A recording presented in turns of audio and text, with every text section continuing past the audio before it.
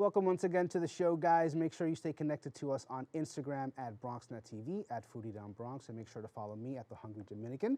Before we get to today's guest, let's dig into some Chew News.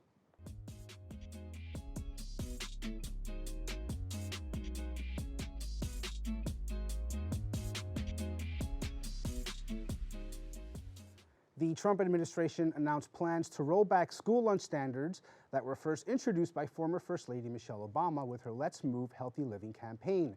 The new standards will allow schools more flexibility with their own lunch programs, allowing them to cut the number of vegetables served at lunch and limit the amount of fruits served at on-the-go breakfast meals.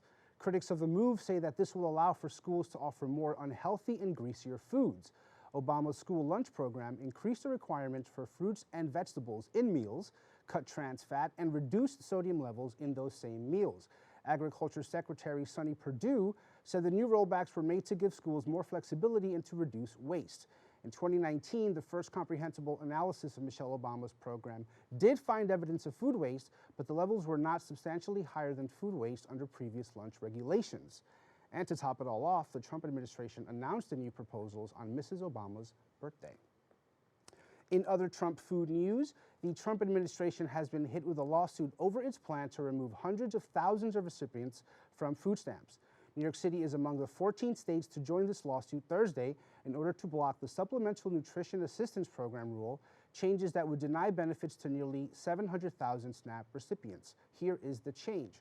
Current SNAP rules state that able-bodied adults without dependents can receive benefits for only 3 months unless they work or participate in a training program for at least 20 hours per week. However, states have had flexibility in being able to waive the 3-month time limit to ensure that people who are unable to find work in areas with a lack of jobs still have access to food stamps. Under the new rule, states can only obtain waivers if a county has a minimum unemployment rate of 6% rather than 2.5%. The lawsuit, which was filed by 14 states, including NYC, against the Department of Agriculture and Purdue, calls the rule changes arbitrary, capricious, and abuse of discretion, and otherwise not in accordance with the law.